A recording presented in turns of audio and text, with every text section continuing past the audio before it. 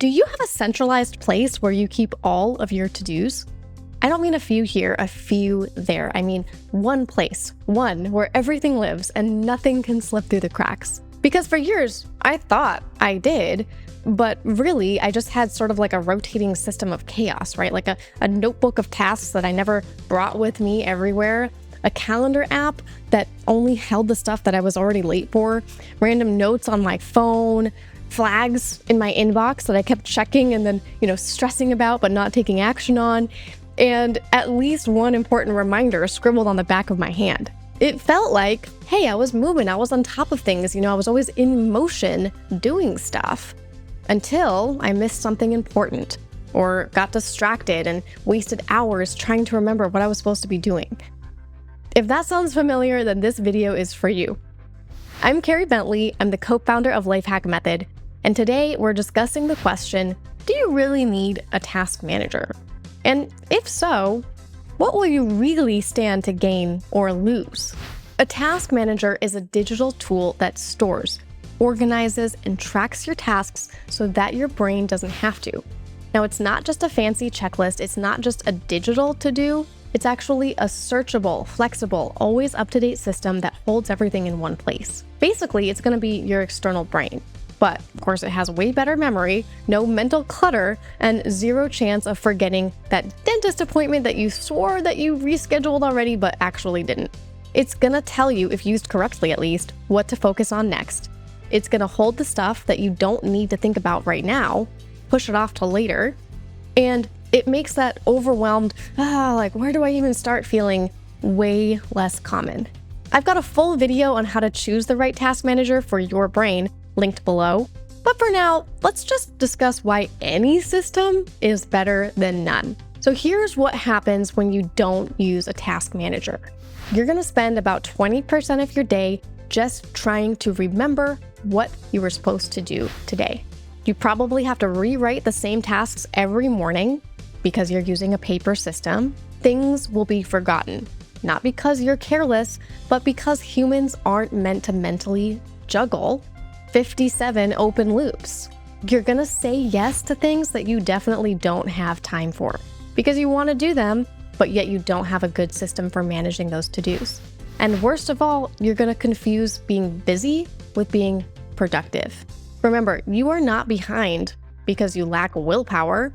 Professionals are often behind because their system is leaking energy like a bad air mattress in the night. And one of the biggest things our clients report after they start using a real task manager with our system is relief, mental relief.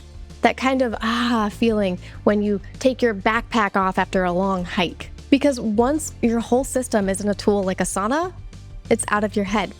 And that alone is going to give you hours of focus back every week. Okay, you might be thinking, well, that sounds kind of complicated. Who really needs a task manager? Let's make it easy. If you're a knowledge worker, meaning your job requires thinking, planning, and actually executing complex tasks, you need one. Whether you work in a company or you run your own thing, your brain is your most valuable asset, and a task manager helps protect it. If you're a solopreneur or a side hustler wearing, 14 different hats, like marketing, admin, fulfillment, customer service, sometimes tech support, you definitely need one. Even if you're the only one using it and you don't have a team yet, it keeps you out of that chaos. And if you do lead a team, no matter how big, this becomes your shared source of truth. When you use it the right way, you'll spend less time checking in and following up and wondering who dropped the ball.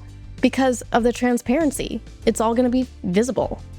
And yes, if you're managing your family, your household, or both, having everything tracked in one place can sort of feel like a cheat code. So for example, in our Asana workspace, we combine our personal tasks with our business tasks in order to then prioritize our time. And so that means that personal things don't get forgotten about. So if we need to schedule a dentist appointment and also plan a YouTube launch, we're able to prioritize both and nothing gets the short straw. But I know someone out there is already saying it, Carrie, I just love my handwritten to-do list. Hey, same, okay? Few things feel more satisfying than writing out that to-do list and checking a box on paper with a lovely pen. But here's what changed my mind, okay? Handwritten lists are linear and they're sort of set in stone. They don't sort, they don't filter, they don't prioritize, they don't update themselves, they can't be delegated, and they definitely don't send reminders. With a task manager, especially something like Asana, I can wake up every day to a pre-sorted 5-3-1 daily plan. That's 5 small, 3 medium, and 1 big task every day. I can see every task written as a verb first, so like send invoice, book flights, follow up with Jen, so I know intuitively what the next move is. I can reschedule and push off things. I can delegate or reply to something in just one click without having to rewrite anything. And it's still my list, it just works way smarter. Now, you're probably wondering what tool we use at Lifehack Method and why we recommend it. So we use Asana. We've been using it for over 10 years, and we use it now to run a 0 internal email, very low meeting business, and to manage our personal lives with our 3 kids. And it works because it's simple enough for individuals, it's powerful enough for teams, it's totally free to start, and in fact, our whole team is still using the very powerful free version. And what makes it work even better is how we use it.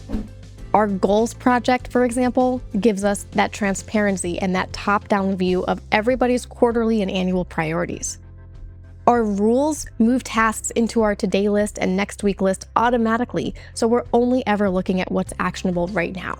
And when we pass tasks between team members, it keeps all of our systems running efficiently, and everybody always knows who has the next responsibility. So there's no slack, there's no follow-up email, just things getting done, little green check marks.